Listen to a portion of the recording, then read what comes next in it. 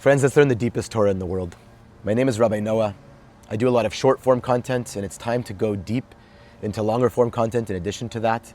And we're not going to learn, we can't just learn any Torah. We have to learn Kabbalah, we have to learn Chassidut. Chassidut is basically applied Jewish mysticism, practical, even though this is such a bad term because it's shallow. Chassidut, Chassidus is the deepest light in the world. It's so amazing. We have the privilege in this generation of the well springs of this deep stuff coming down to our world. Chassidic Judaism, even though I said it's like practical, it's not in the sense of like shallow, and not that practical is shallow usually, but I mean it's very deep, but it reaches us in a way. It's where light comes down, Kabbalistic light. We know Hashem's light, the Or. Kabbalah was this big light that was sort of at times beyond the average person, and what Chassidut did was draw that light down and allow us to connect to the neshama, to our neshamas, to Hashem, to other souls in this physical world. The Baal Shem Tov, the founder of the Chassidic movement, who lived in the basically late 1600s and into 1700s, he brought to Judaism just this importance of every neshama shining a light through tefillah, through Torah learning, through everything that they do to find God's presence and feel it, to take the light of Hashem and bring it into our vessels and express it in the physical world. And so many great lights came from the Chassidic masters, which started with the Baal Shem Tov. When most people think of Chassidus, they think of hats and uniforms and different types of communities with very different ways of practicing. But in reality, it's all one light that came down in various forms. And the more you learn about Chassidic Judaism on a spiritual level, oh my goodness, these communities are amazing. But the light of those communities, you don't have to be Chassidic to be learning it. In fact, the Baal Shem Tov said that when my teachings, when my wellsprings of Torah reached the world, he was told in a sort of heavenly vision that with Ruach HaKodesh that Mashiach will come.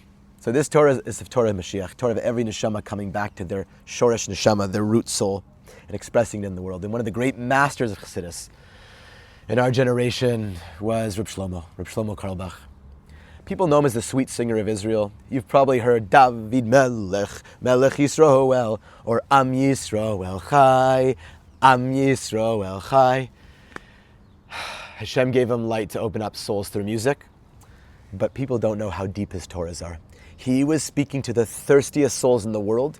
In the 60s movement, it started really with him, but earlier, where people were going east to find God and mysticism and meditation and all that stuff in the east, and he was helping people go to the west, to Yerushalayim.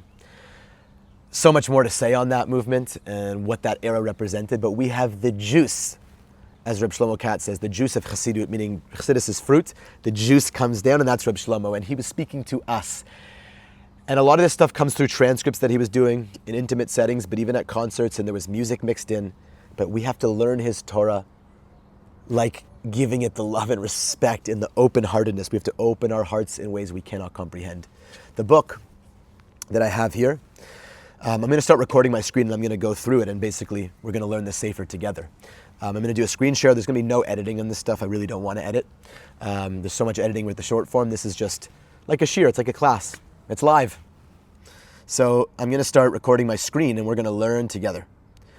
The book is called Pitchei Sharei HaLev, Opening the Gates of the Heart. This version, so book number 1, is called Sha'arei Ahava, the Gates of Love. And the first section of this book is called Yesodos Memishnas HaChassidus, learning the foundations of Chassidus, which is exactly what we need to do right now. And within that, there's a first essay. The first essay is called Betach Libi B'Hashem, My Heart Trusts in God.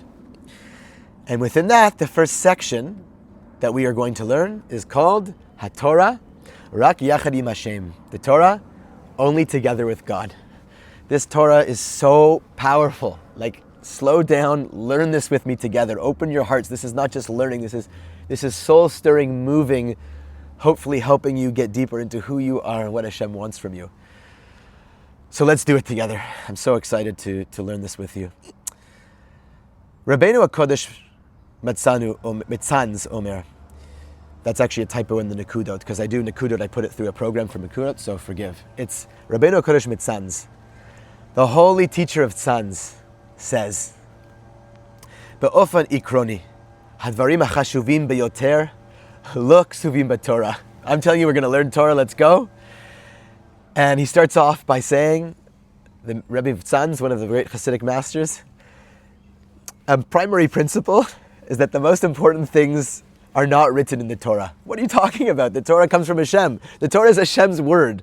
How are the most important things not written in the Torah? What are you talking about? B'Torah kasuv ma'ani tzarich la'achol, ma godel hatfilin, ma orech hatzitzis, ma gadol hasukkah. The Torah tells me what to eat, kosher, the size of the tefillin, the length of the tzitzis, the size of the sukkah. And we're going to get into this. This is all so important. This is like, oh my gosh, this is Hashem's will. It's so important. But it's not the most important thing on some level. We're going to get into why. So the Torah teaches us what to do, what to eat, your tefillin, your sukkah, everything. Matai tzrichim lahadlik neros Shabbos, matai seis Shabbos, when to light Shabbos candles, when Shabbos ends. Aval ben asayim, hadvarim shani tzarich ledat bifnim, bifnim, lo ksuvim shachor al gebei lavan. The things I need to know on the deepest level of my soul. Inside, the pnimius, the inside of our neshamas, these things are not written in black and white. They're not written in the Torah. HaTorah omeret, and by the way, we have to learn this Torah in order to awaken this inner Torah. That goes without saying. With Reb Shlomo, you'll notice, he says something is cute and sweet, like you should learn the Torah, but then he says it's way deeper than that. Like he almost minimizes the importance of something. God forbid, he's not literally minimizing it. Oh my gosh, he says it's the most important thing in the world, but it's not the most important. It's not the inside of the inside of the inside. It's still, it's extremely important. But without the ingredient that we're going to start discussing, something's missing. HaTorah omeret al tedaber lashon hara. The Torah says, don't speak lashon hara. Zeh me'od yafeh. As I was saying to you, zeh me'od yafeh. This is beautiful. This is important. But what do I do if I can't get it out of my head? Meaning I don't speak lashon hara, but I have my heart, my head, my eye, my cup, my brain is filled with lashon hara. What happens if I can't get it out of my feet? This lashon hara. HaTorah omeret vehagiti bo yomam v'layla. The Torah says, it's in Yehoshua, Joshua, you must meditate on the Torah day and night. Zeh me'od yafeh. This is so beautiful. Aval imani lo yachol, mani oseh. What if I can't meditate on the Torah day and night? So the first kind of thing we're going to slow this down for a second. The first thing he's saying is, there's something more than Torah. There's something more than Torah on a deep level of the soul. But also, what do we do when we can't? We can do, of course we can, we have an obligation to, but what do we do when we can't meditate on the Torah all day? What do we do when we can't get this lashon hara out of our feet and out of our minds? Ani lo yodea ma la'asot im hachayim sheli. I don't know what to do with my life. I could know everything. I could know don't speak lashon hara. I could know how to put on tefillin, how to keep Shabbat, how to pray in a siddur, in a prayer book. But I don't know what to do with my life. My life, of course, has Torah and mitzvos. I have to do it. But what about me right now? Me, my life, in this moment. Im ani lo yodea im ani mitzarich lehitchaten. I don't know who I'm supposed to marry. Like big things in life. How do I know how to do that? How do I know? Ani lo yodea ifo ani tzarich lagur. I don't know where I'm supposed to live. And I don't mean everybody should live. We always have yearning for Eretz Yisrael, and of course, there are much more to say about that, but I don't know where I'm supposed to live. I don't know. Ani lo yodea. Hadvarim shebe'emet chashuvim b'chayim lo ksuvim b'Torah. The things that are truly matter in life. The big questions about who you are in this world at this unique time that you are a neshama. Who are you? Who are you going to marry? Big decisions. What you're going to do with your life, your career. They're not written in the Torah. They're just not written in the Torah. And that's a deep thing. You could do everything right, so to speak, right, but not know yourself, not know what you're supposed to do in this world. Rabbeinu HaKodesh Metzan Zomer, the Rabbeinu HaKodesh of Tzan says, this is in Deuteronomy. Sorry that the sources aren't there. Next time. And you who have devekas cleaving to Hashem, you are alive today. When you have devekas to Hashem, when you cling to God, you are alive. You are full of life energy. So Rabbi Basanz is going to explain this teaching based on everything we've said. And Reb Shlomo brings that teaching of the Tzanz in his own beautiful words. Ha'emet hi, she'im ata rak korim et Torah, ve'enechem dvekim b'Hashem, atem lo yodim klum. The truth is, if you only read the Torah, but you're not clinging to Hashem, you're not with glue. Clinging, devekut means attached to Hashem, you know nothing. He's differentiating that there's Torah that's written, and then there's clinging to the living God, the source of your life that you need to connect to know your life. And of course, Torah is a way to do that, and mitzvos is a way to do that, like primarily. But clinging to God is something else. Hu omer, and which, by the way, it's one of the mitzvos, but you can't spell it out. How do you cling to God? There are many ways we say we cling to scholars, cling to teachers, but on a deep level, clinging to God is a deep secret of the world. Ha'im hu omer. Ilu hakol yeh kasuv barur, azai mi tzarich et Hashem. He says, if everything was written out clearly in your life, who would need God? The primary mitzvah of connecting to God through tefillah, through prayer. Of course, we have the Siddur, the prayer book that's been written, which are deep lights written by prophets, how to pray to God. But if everything was written out for you clearly in your life, why would you need Hashem? The whole point of tefillah is I need to have a relationship with you, God, with my mouth, with my unique life, with my soul in this moment. I need you, Hashem. And that's not in the book. That's my soul alive now needs Hashem. Who would need God if everything was written for you? This part is just wild. If